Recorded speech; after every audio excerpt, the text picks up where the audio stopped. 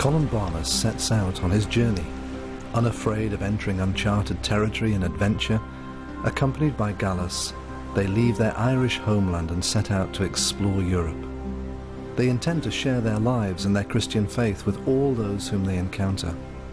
They have experienced God's blessing, and they want to share and impart this blessing to others.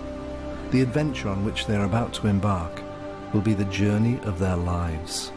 It is a journey that will not only change them, but will transform the face of Europe.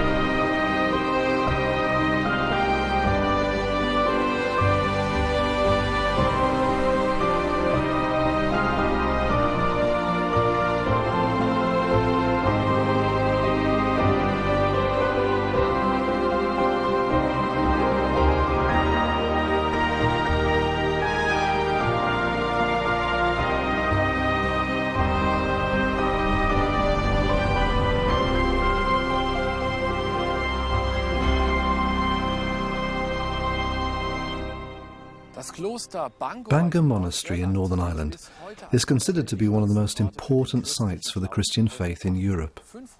It was in the year 591 that Columbanus and Gallus set out to share the good news of the Christian faith in places like France, Germany, Austria, Switzerland and Italy.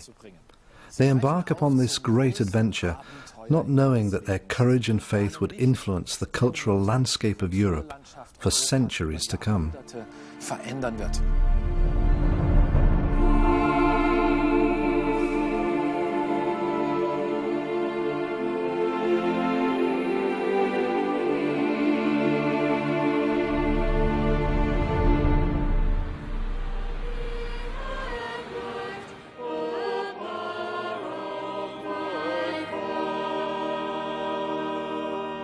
In the early Middle Ages, Bangor was a major centre for religion, culture and science. I met with Bishop Harold Miller to find out more about this remarkable monastery. You had all these little places where there were groups of people, 3,000 monks at one time in Bangor. This was the biggest monastery in Ireland at the time. And people gathered around those places for learning, for spirituality, for worship. And the monastery here was very famous for some of the songs that were written there and liturgies that were devised there.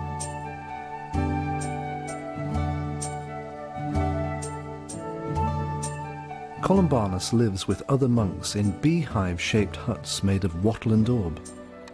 There are also workshops for the crafts, as well as the guest houses.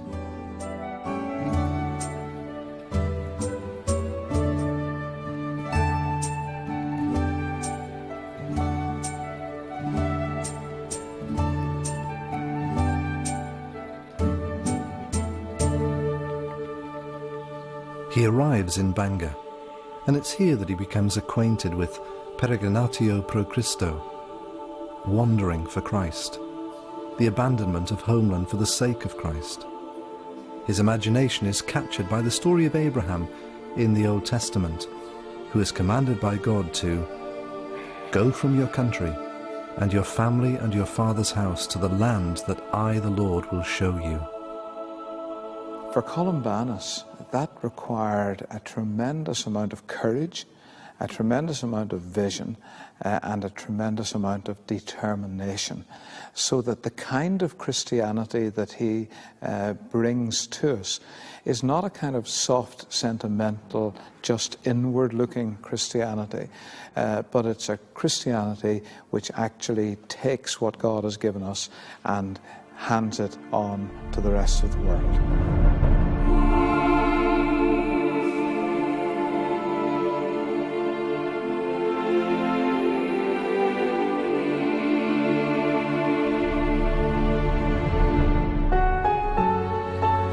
The first wave of the Irish mission begins with Columba, who in the year 563 abandons his Irish homeland and founds his first monastery on the Scottish Hebridean island of Iona.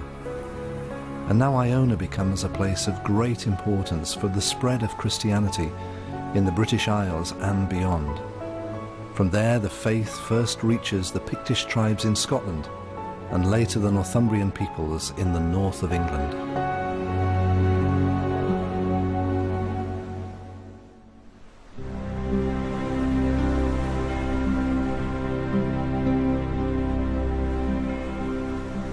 The second wave begins with Columbanus. He sets out on his journey with 12 other monks. As the first Irish missionary at the age of 50, he and his companions arrive on the European continent. They reach the coast at St. Malo, and for a period of 12 months, they travel across the Frankish Empire by Rouen and Rheims until they get to Annegray.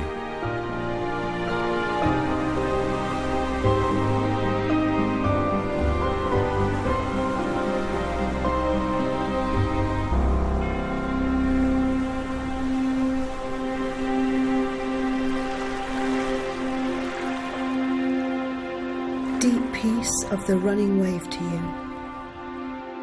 Deep peace of the flowing air to you. Deep peace of the quiet earth to you. Deep peace of the shining stars to you. Deep peace of the gentle night to you. Moon and stars pour their healing light on you. Deep peace of Christ, the light of the world, to you.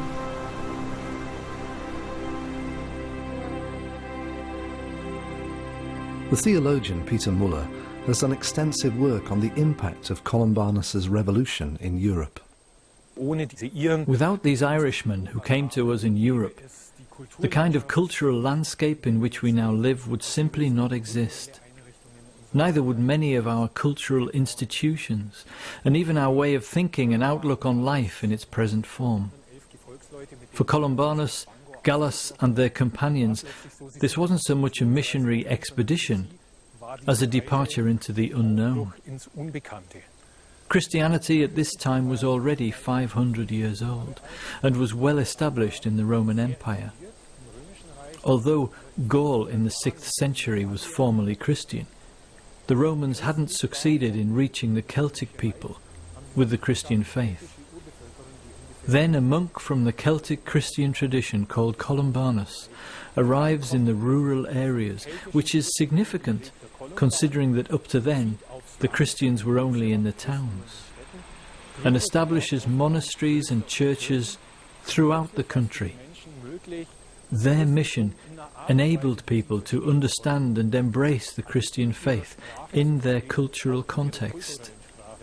This is how Christianity gained its tremendous influence in Europe.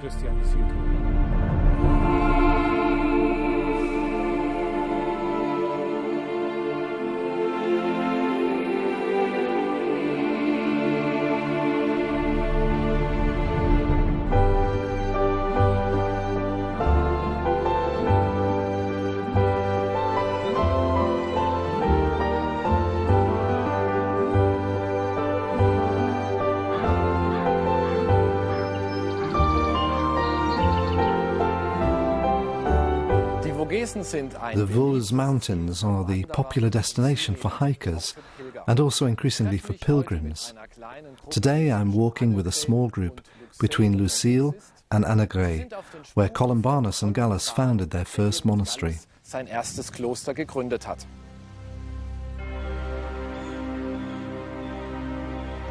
In Anagray, Columbanus comes across a great wilderness, and he decides to settle with his companions in this place of seclusion. For the first few days, the monks have nothing to eat, and it's then that a villager arrives and brings food. He asks the monks to pray for his wife, who has been gravely ill for a year and is now on the verge of death. Columbanus prays for her, and according to the tradition, she is healed shortly afterwards. News of this event spreads far and wide, and more people come to Anagray in search of healing.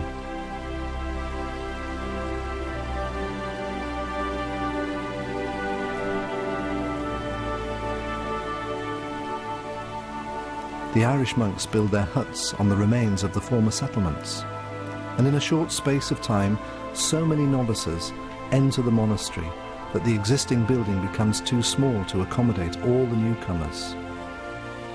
Columbanus and his monks respond by building 2 new monasteries in the nearby Lucille and Fontaine. What I like about these Irishmen is that they simply approached people, be they kings or common folk, and tried to see how they could best relate to them. In their trade with the common people, as well as in their encounters with kings and rulers, they were righteous in their conduct, and were truthful and fair in their commercial negotiations. This fearless approach in their dealings with other people is something that fascinates me about the Irish monks. I think this is something that we can still learn from today. They were in tune with God and in contact with people.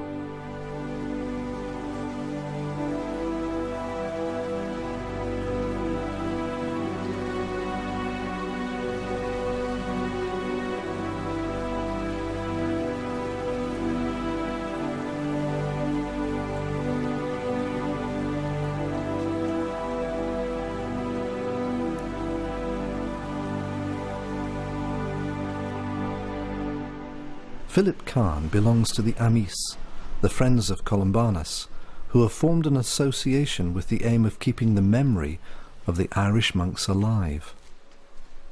When he arrived here at the end of the 6th century, Columbanus stumbled upon a very complicated political situation. The ancient Roman province of Gaul was dividing into various Merovingian kingdoms, with many wars raging between competing factions. Undoubtedly, it's no coincidence that Columbanus decides to take up residence on the border between the 2 kingdoms of Austrasia and Burgundy. He also finds himself caught up in a difficult religious situation. The Christianity which had been introduced to the region by St. Martin and his followers now found itself in sharp decline. He had to find a way of reviving this unique expression of the Christian faith. The sons of the nobility flock in droves to Columbanus's monastery. Some of these later founded their own monasteries, most notably in the north. Over 200 new monasteries were later established. In this way, the Irish faith and worldview spread throughout the whole of the Frankish Empire and became a new paradigm of thinking during this period in history.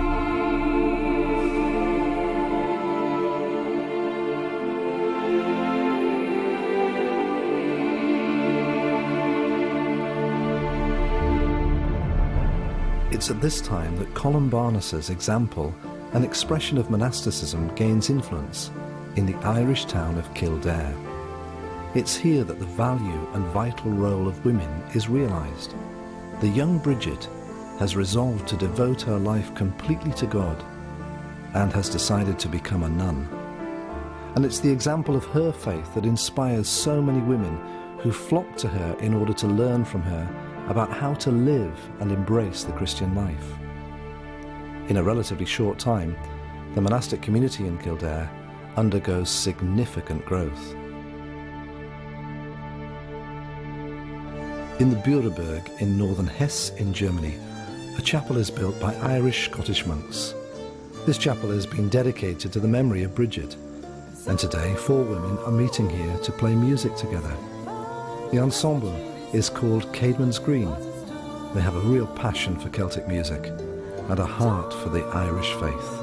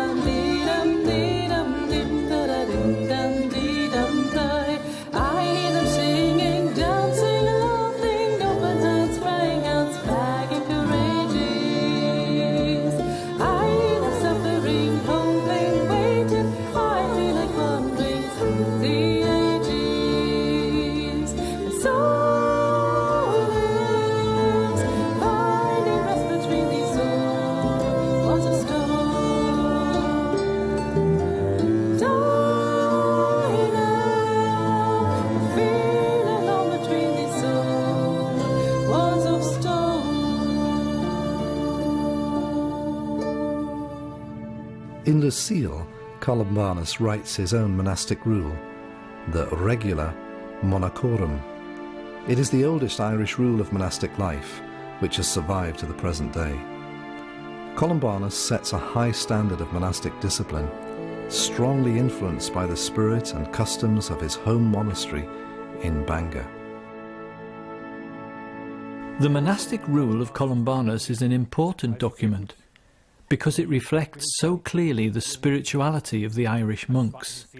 It was an extremely strict rule which was later replaced by the more lenient rule of Benedict. Yet it displays very vividly the conviction that the human heart is plagued by sin. Sin is seen as a disease, and rigorous spiritual exercises were required in order for the disease to be healed. For this reason, the rule prescribed all kinds of restraints and chastisements, which appear rather extreme to us today. Yet we need to remember that if we were ill, we would go to the hospital and, if necessary, would willingly allow someone to operate on us. And we wouldn't object if that's what it took to restore us back to health. With this conviction, the Irish monks and also the Frankish novices streamed into the monasteries. They thought to themselves, I want to be cured of sin, therefore I am willing to undergo these grueling disciplines. Desperate problems call for drastic measures. Even to this day, an Irish priest works in the Abbey of Lucille. Colum Murphy has lived in Burma and Korea. Now he has come full circle, and like Columbanus, he represents the Irish tradition in the Vos. I think Columban has a lot to say to people of today. His spirit of self-sacrifice, willing to give himself. He left Ireland, which was a very, very difficult thing to do at that time. He left Ireland for good, forever. He never intended to go back. And the willingness to give yourself for others is something that is very much needed today, and something that is very, very important.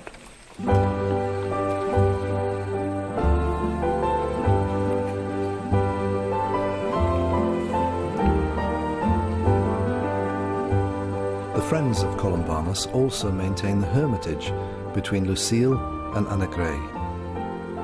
It is a popular destination for pilgrims today, who, like my wife Ilona and I, come in search of rest and solitude. Erleuchte und leite mich, Christus als Schild, überschatte mich. Christus sei unter mir, Christus sei über mir, Christus sei neben mir, zu meiner Linken und meiner Rechten. Ich kann mir sehr gut vorstellen, dass Columban sich hier... Even today you can sense that this is a really special place, a holy place. I can well imagine Columbanus sitting there in his small cave. As I sat there myself, I could feel the comfort, the security and protection of the place. I feel the living sense of vitality oozing from this source. I feel my heart opening up and my perspective broadening. This is truly a place that is life-giving. Es ist wirklich ein Ort des Lebens.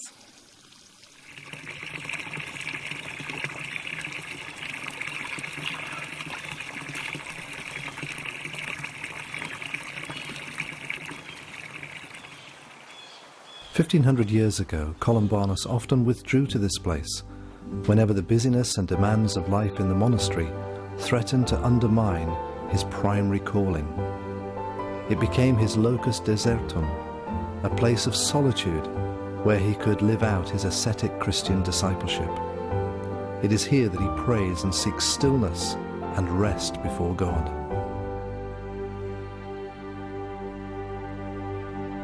Lord, destroy and wipe out what the enemy has sown in me. Help me to lay aside all injustice.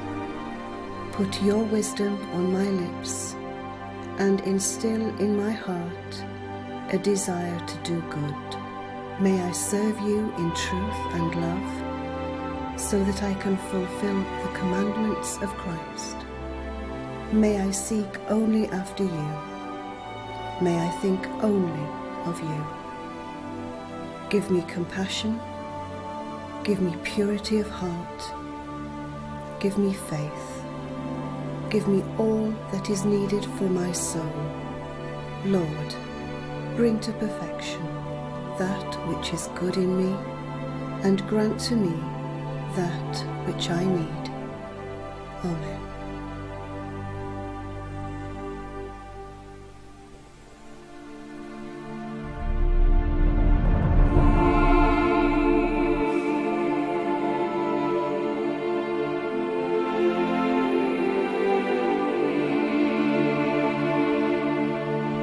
In England, the influence of the Irish monks starts to grow. In the year 635, the Northumbrian King Oswald summons his friend Aidan to his court and entrusts Aidan with the task of converting the inhabitants of Oswald's kingdom to the Christian faith. Aidan has no desire to live in the royal court. Arriving from Iona, he has come from an island and wants to establish his base once more on an island place, and chooses Lindisfarne to found his new monastery. Lindisfarne is a tidal island, and this appeals to the Irish monk. The daily ebb and flow of the tide remains, but for part of the day the island is cut off from the mainland. The tidal rhythm ensures that every day Aidan has the opportunity to retreat into silence and solitude. Through the silence which Aidan so cherishes, the fire of the Celtic faith transforms Lindisfarne into a place of learning, healing, prayer and community. Alongside Iona, Lindisfarne is now considered to be one of the most significant monastic foundations in Great Britain.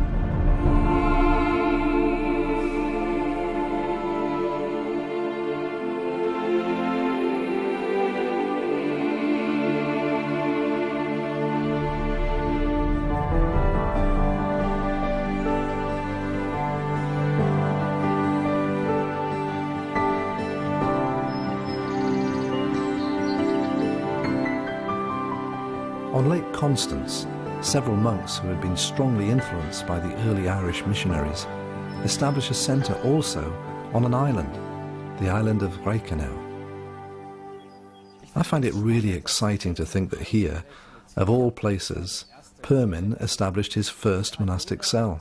Like Iona and Lindisfarne, the island of Reichenau offers solitude and tranquility, and to this day you can sense the special ambience of this place.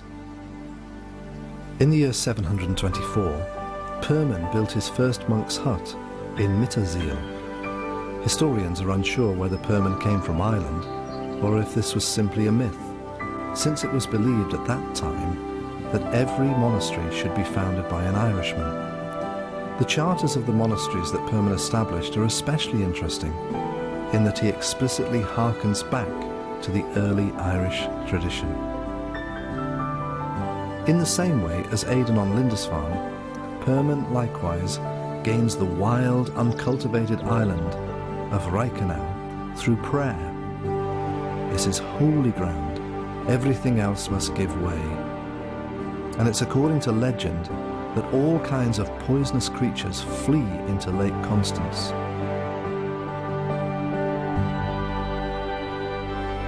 In the Frankish Empire, the work of the monks around Columbanus continues to expand. Yet in the Roman Church, storm clouds are gathering. In the year 590, Gregory the Great becomes Pope. He is the first Pope to come from a monastic background, but he embodies a very different philosophy from that of Columbanus. As head of the Roman Church, it is his duty to maintain and espouse the Roman tradition. It is a rigid system, over which the bishops preside, and they increasingly complain to Gregory. The Irish monk Columbanus is seen as a revolutionary who works well with the aristocracy, yet he ignores the bishops.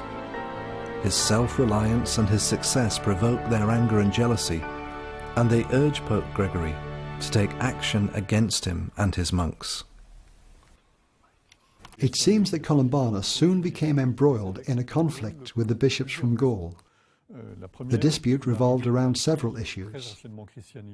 Remember, he arrived in a land in which the Christian faith had been established and had assumed its own traditions. A dispute erupted over the dating of Easter. This had been a subject of heated debate in Ireland since the 4th century and was still a point of controversy at the time of Columbanus in the 6th century. At the time of Columbanus' arrival, the clerical authorities had begun to reopen the debate over this movable feast and had decided to change the date of Easter. Columbanus arrives and is caught between the two traditions. C'est sans doute la raison de ces affrontements avec les évêques, notamment de la convocation de Colomban au concile de Châlons.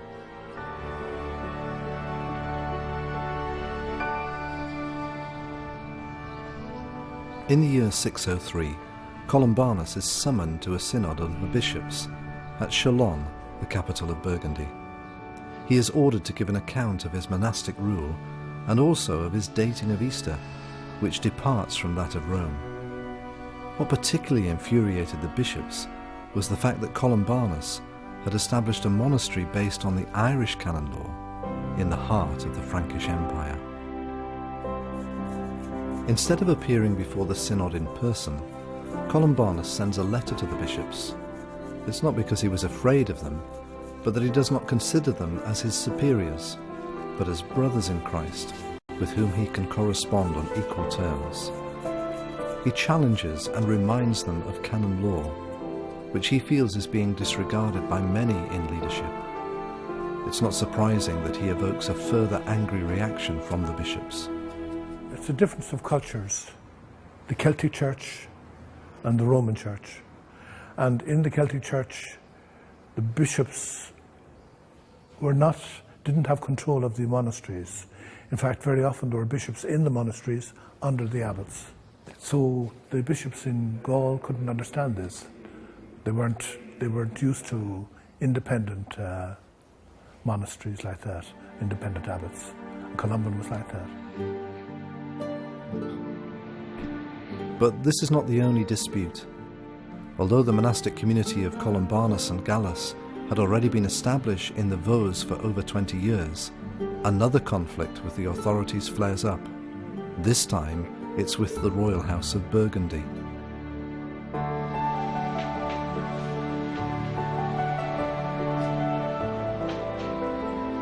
King Theuderic II is the ruler of Chalon, but the king cannot marry. His grandmother, Brunechild, wants to prevent her own political position from becoming compromised.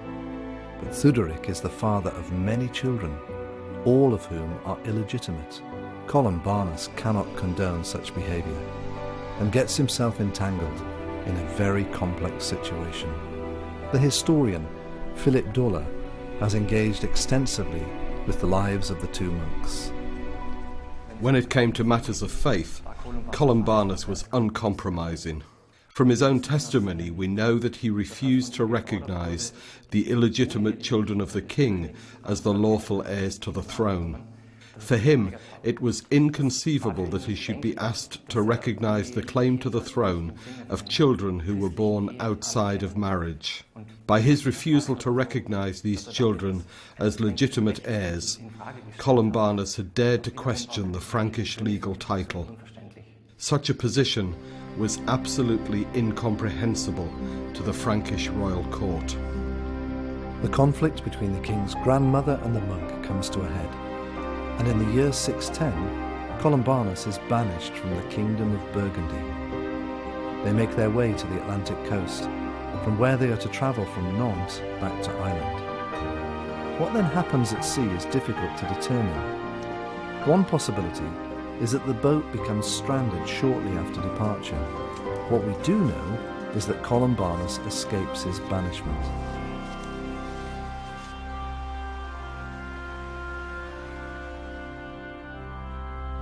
Much is being written on the island of Reichenau.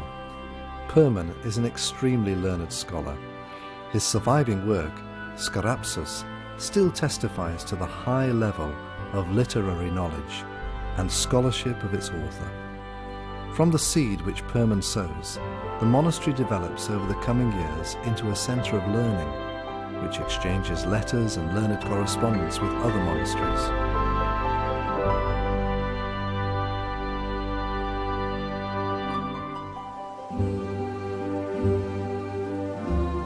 Following in the steps of Perman, the pilgrim group continues its journey. After 3 years, Perman's time in Reichenau is at an end. The political situation has changed. In the year 727, he has to flee to Alsace. This might have been due to the conflict of the Alemannic dukes, or possibly due to his strained relationship with the bishops. The issue remains unclear. We know that Perman comes to the Upper Rhineland with the support of the Bishop of Strasbourg, and according to contemporary reports, proceeds to reform one monastery after the other, including Schuttern, Murbach and Moorsmünster. He ends his days at Hornbach Monastery, not far from Pirmasens, which was founded between the years 740 and 742. Legend describes how this place, in which 2 streams flow into each other, was shown to Perman by a shepherd. Hearing this, the monk cries out, "Here is my place of rest." This is my prayer for you, that you will gratefully treasure in your heart the precious memory of all the good things in your life, that every gift that God gave you will grow along with you and help you to bring the gift of joy to those whom you love and care for, that you will always have a friend that is worth the name, whom you can trust and who helps you in times of sadness, who will defy the storms of life and help you to achieve your goals, and that in your joy and pain, the shining countenance of the Son of God will be with you, and that you will be enfolded in his love. Perman is described as a staunch representative of the Irish Frankish monastic church. In contrast to Boniface, who stood for the Rome-influenced Church of the Bishops, Perman stood for the great monastic freedom and received support from the Bishop of Strasbourg. Perman frequently used the term peregrini to describe his monks. The phrase doesn't feature in Benedictine monasticism. In developing the idea, Perman understood the term peregrinatio pro Christo in the sense that monks do not always need to be on the move, but to understand that they are strangers and exiles in this world.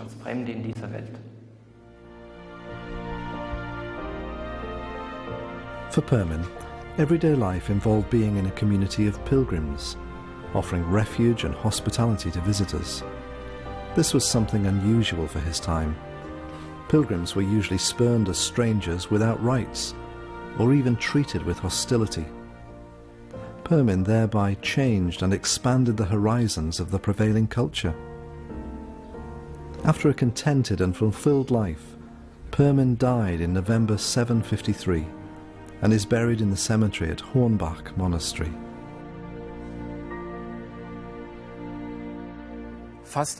Almost 1300 years after Perman's death, Hornbach remains a popular destination for visitors who come in search of rest.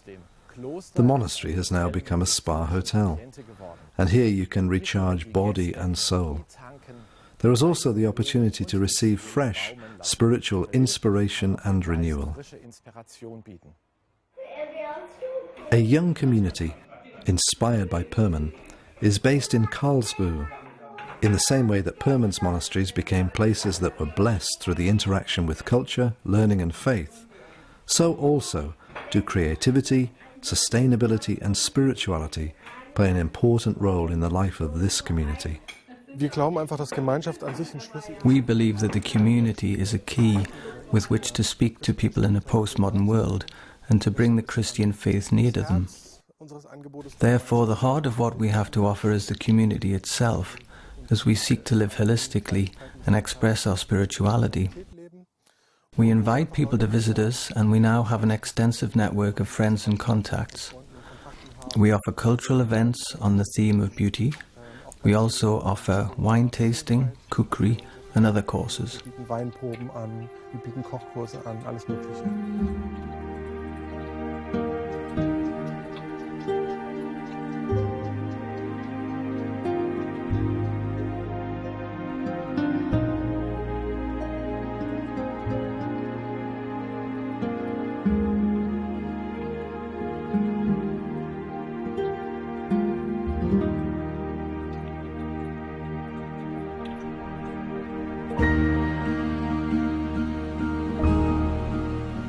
In the Frankish Empire, a bitter feud is underway between the two brothers, Theuderic and Theudebert.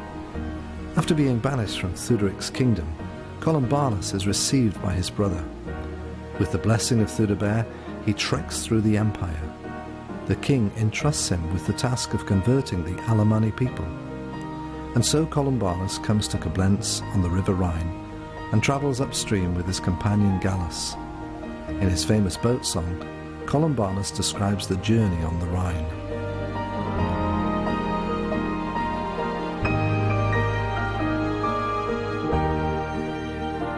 Cut in the forests, swept down the two-horned Rhine. Our keel, tight corked, now floats upon the sea. The wild gusts swell, the slashing torrents fall. Heya, men! Let the echoes resound with our heya! Let your souls, men, remembering Christ, cry heya! So when the loathsome foe assaults our hearts, tempting and shaking the depths of our hearts with passion, in resolution fixed, scorn Satan's wiles. By virtues armed, defend yourselves with valor. Let your souls, men, remembering Christ, cry heya!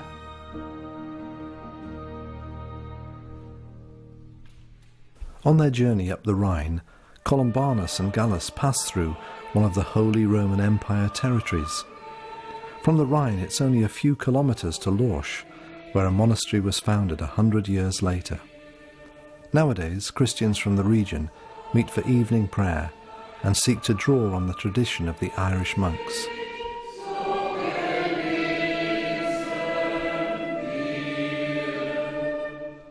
I think that one of the most important lessons that the Irish Christian tradition has to teach us is that life and faith belong together. There is no sacred and secular divide.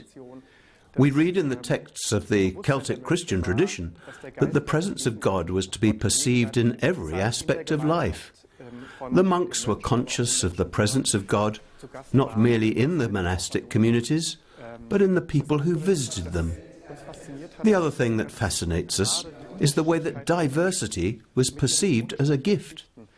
The diversity of people, with their different life stories and experiences, should lead not to disunity and discord, but to enrichment and fulfillment. In this way, the unique experience of each person contributed to the enrichment not only of the community, but also of each individual in the community.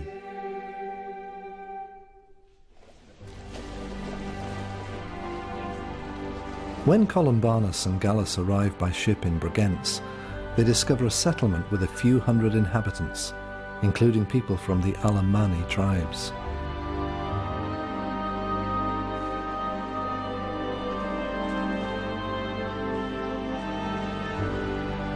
On a stone underneath the present monastery of Gallus, the Irish monks built their small cloister.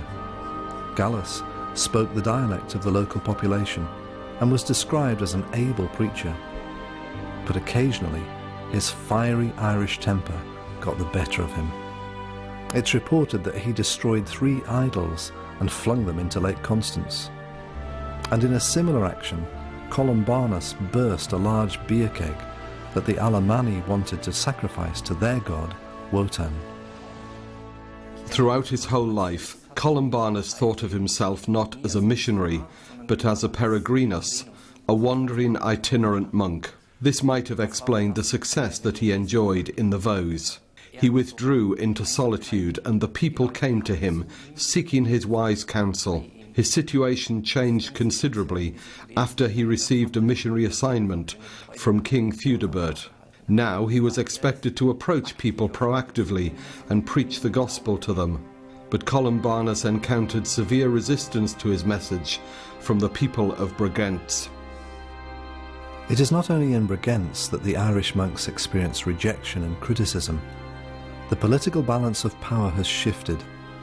Their patron Theudebert has been killed in the power struggles in the Frankish Empire, and as a result Columbanus and his companions flee from Bregenz. But Gallus refuses to leave. He is sick, he has a fever and does not want to travel to Italy. And for Columbanus, his superior, this is seen as a breach of the pledge of lifelong loyalty to which Gallus has committed himself. A heated dispute breaks out between the two monks. Columbanus reacts harshly, forbidding Gallus to celebrate the Mass the rest of his life.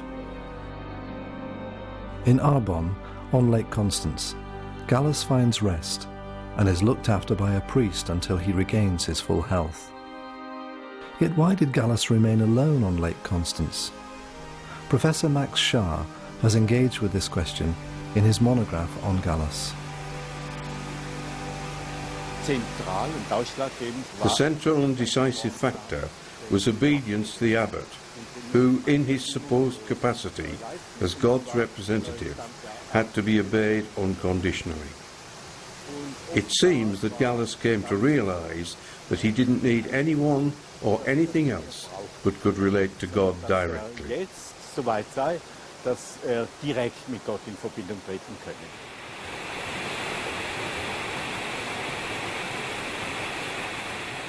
In the year 612, Gallus built his cell, directly next to the Steinach waterfall.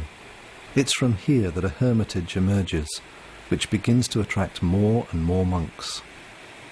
Gallus lived here very simply. He ate as little as possible and focused intensely on that which was most important to him, seeking God. He sought peace and quiet, and in contrast to other people, who often focused on external things, he always went the way of the inner journey. The exact year is not known, but he is said to have lived to the age of 95.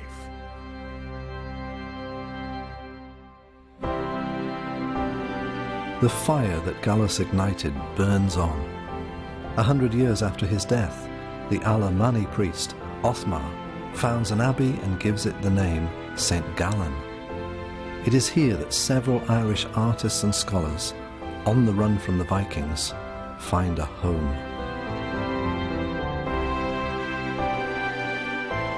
St Gallen ranks as one of the most important centres of learning in Europe.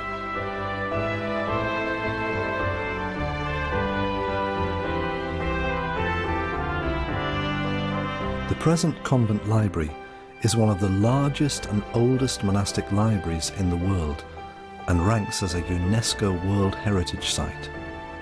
It stores over 2,000 manuscripts, which include Irish documents from the early Middle Ages. The library has an extensive 160,000 books.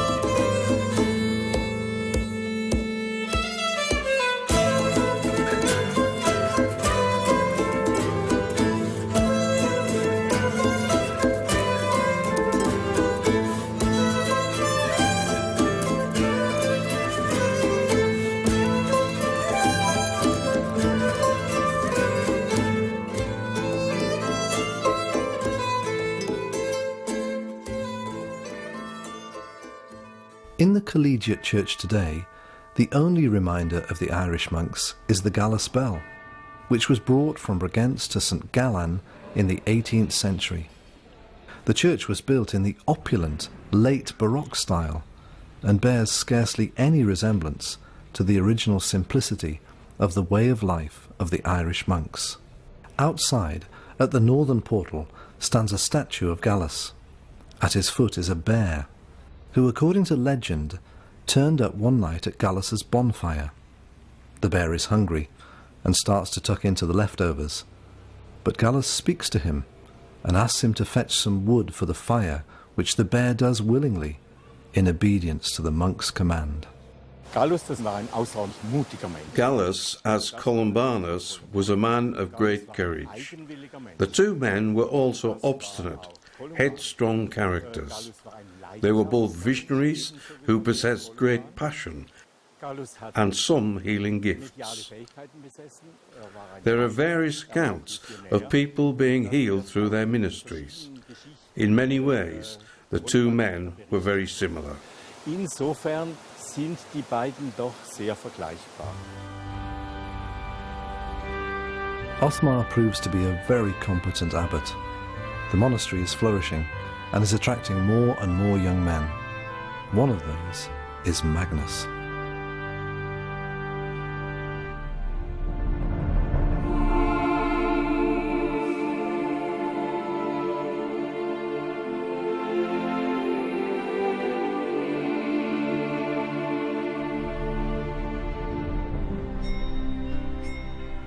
In Augsburg, Bishop Victor dispatches a letter asking St Gallen for help. The Allgäu region in southern Germany is a cause for concern. He asks for a monk to be sent who can bring the gospel to the people of the region.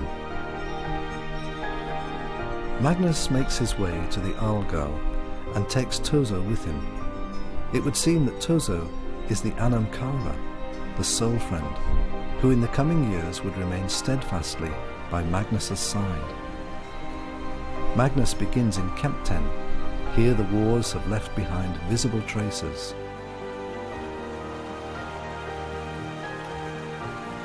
The theologian, Stephen Fatter, has lived in Kempten for many years and has intensively grappled with the history of Magnus.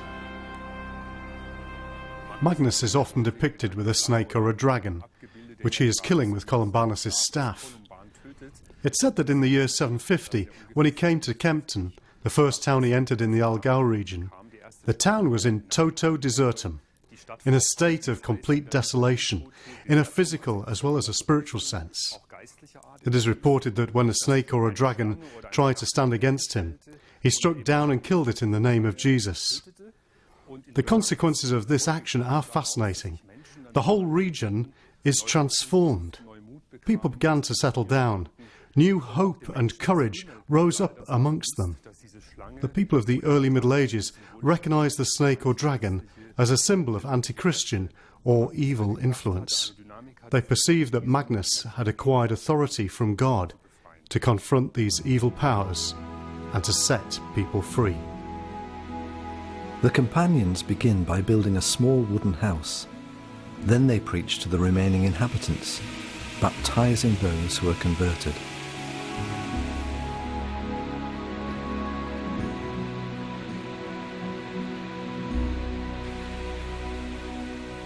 In my opinion, Magnus is rightly called the apostle to the Allgäu people. Adopting the mission strategy of the Irish monks, he achieved remarkable success in the region. He built small cells, missionary cells, small monasteries with low walls, in every sense of that meaning. And it was a great concern for him that the life in these cells should flow out into the wider community and be a blessing for society. Therefore, in word and deed, through the life skills that the monks in the cloisters possessed, the monastic life in the cells became a positive force for the transformation of society. It's reported that people were drawn to Magnus. In order to authorize his ministry, Bishop Victor decides to ordain the monk as a priest. Magnus preaches in Fussen for 25 years, and such is his charisma that many people commit themselves to the Christian life. The apostle to the Olgau becomes known as a valued teacher who instructs young men and educates them to become priests. It was vitally important to the Irish Scots, and also to Magnus, that people entered into a living relationship with God. The other thing that I think we can learn from them is their clear proclamation of Christ, which I believe we need to rediscover in our churches today. Magnus preached in such a clear and rigorous fashion that people were truly able to grasp exactly what it meant to enter into a life with God through discipleship to Jesus Christ. After 26 years in Fusen, Magnus falls ill with fever and dies in the presence of his companions. The apostle to the Olgau is buried in his monastery as the first abbot.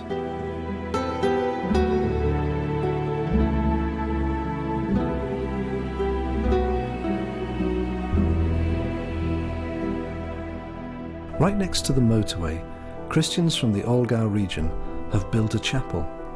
It's intended to commemorate those Irish monks who became messengers of blessing for Central Europe. The statue shows Gallus, Columbanus and Magnus. And even 1400 years after their mission in Europe, it's as though they are inviting modern travellers to pause for thought, to slow their pace, and to reflect on life and its purpose. May God bless the path which you now take. May God bless the goal for which you live. May your blessing be a light around you and within you. May His light shine from your eyes like a candle set in the window of a house, bidding the weary wanderer to take refuge from the stormy night. Whoever you meet when you cross over the street, may a friendly look greet you. May God watch over you, and may you go in His peace.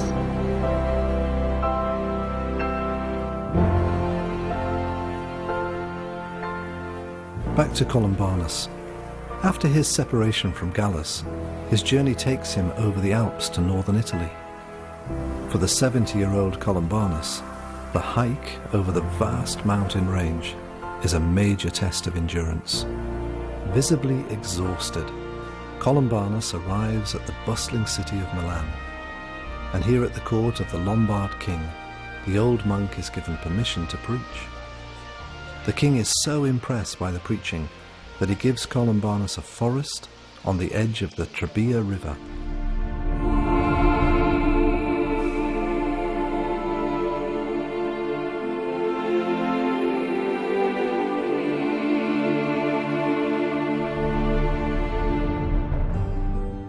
Bobbio lies 300 kilometres south of Bregenz. In the year 612, Columbanus reaches the last stage of his life's long journey.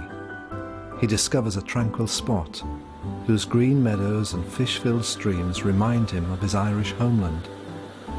In this solitary place, he establishes his last monastery.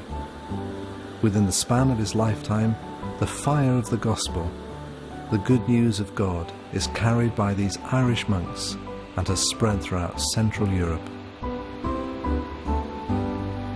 The Ponte Gobo is an exquisite symbol of the Irish bridge builders who built it in the 7th century. In the early Middle Ages, Columbanus and his fellow monks overcame the cultural barriers between peoples and nations, and thereby became the first to spread the notion of a European consciousness. Their courage continues to fascinate me and inspire me. They abandoned the security of their homeland. They travelled to distant nations and made the acquaintance of new people and occupied new land.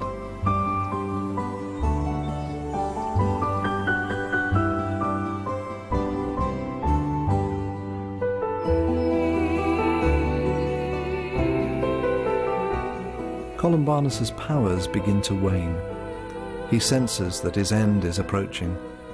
He thinks continually of his long-time friend and companion Gallus. Messengers have told him about the hermitage that Gallus has established. And in the final days of his life, in the year 615, Columbanus reconciles his heart with Gallus and writes him a letter. As his last official act, he orders that his pastoral inheritance be sent to Gallus.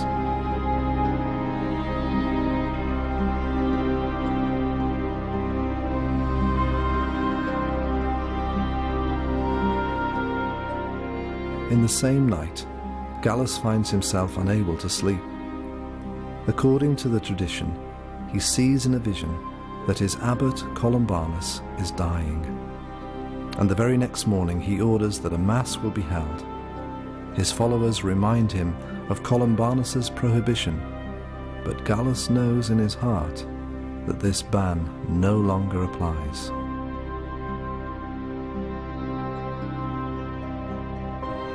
Seeking confirmation, he dispatches a deacon to Italy who makes the arduous journey through the snowy Alps to Bobbio.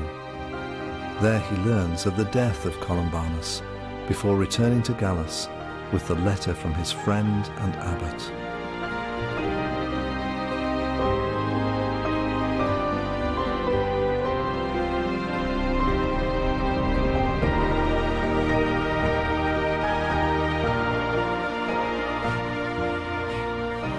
As Gallus reads Columbanus's letter, he begins to weep. For him, this final letter from his mentor is a precious sign of reconciliation.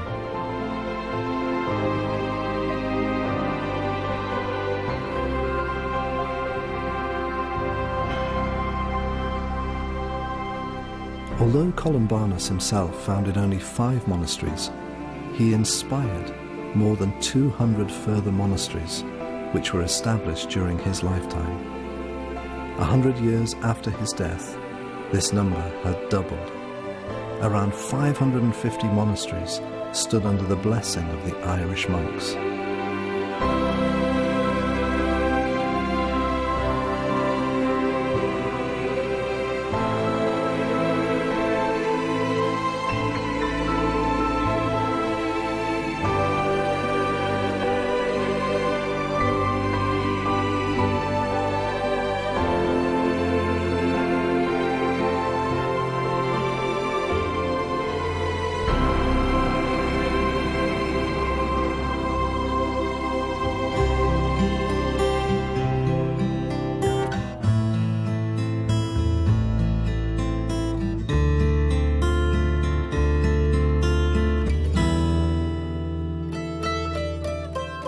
Sacred three, to save, to shield, to surround. This hearth, this home, each night, every night. The sacred three, to save and shield. The sacred three to save.